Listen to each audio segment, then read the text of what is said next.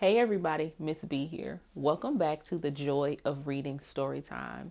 Have you ever wanted something so bad that you created a bunch of stories in your mind until it was real in your hands? How about we're going to read Jump for Joy? This book is all about creating something in your mind before it happens. Let's see what this book is all about. Joy loved dogs. She had loved dogs for as long as she could remember, maybe even longer. And for as long as she could remember, and maybe even longer, Joy had wanted a dog. A big dog, a little dog, a spotted dog, a curly dog. It didn't matter. She'd know her dog when she saw him. Jump loved kids. He had loved kids for as long as he could remember, maybe even longer. And for as long as he could remember, or maybe longer, Jump had wanted a kid. A big kid, a little kid, a spotted kid, a curly kid. It didn't matter. He'd know his kid when he saw her. In the spring, Joy made a dog out of flowers. She called him Tulip, but the flowers wilted and fell to the ground. Jump made a kid out of ferns. He called her Fern, but the ferns wilted and fell to the ground. Okay, so we have Jump, who is a dog, and Joy, who is a little girl. She's been wanting a dog and he's been wanting a kid. Let's see how this works out. In the summer, Joy made a dog out of seashells. She called him Shelby, but the waves washed him away bit by bit. Jump made a kid out of sand. He called her Sandy, but the waves washed her away bit by bit.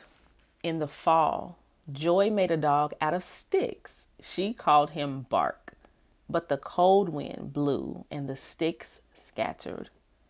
Jump made a kid out of mud and called her Patty, but the cold wind blew and the mud splattered. In the winter, Joy made a dog out of snow. She called him Snowflake, but the sun came out and the snow melted. Jump made a kid out of snow. He called her Snowy, but the sun came out and the snow melted. There they are, separated, looking for each other, not even knowing it. Next spring, Joy went outside. There were flowers growing where Tulip had been. Jump went outside. There were ferns growing where Fern had been. Tulip, cried Joy. Fern, cried Jump. Only it sounded like he said, woof. Then Joy saw Jump, and Jump saw Joy. A dog, cried Joy. A kid, cried Jump. Only it sounded like he said, woof. And Joy jumped for joy, and Jump jumped for joy. And neither of them wilted or melted or scattered or splattered or washed away. The end. All right, so what did you guys think of Jump for Joy?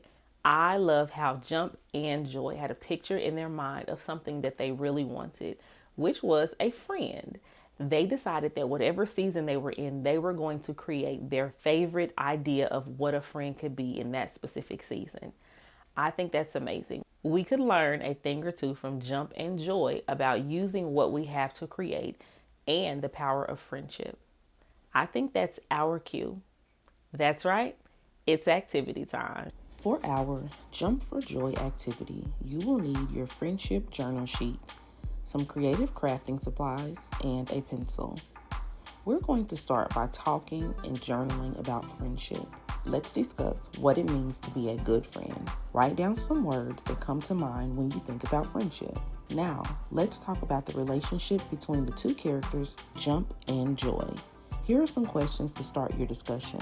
How do you think Joy felt when she first wanted a dog? How did Jump feel waiting for a child?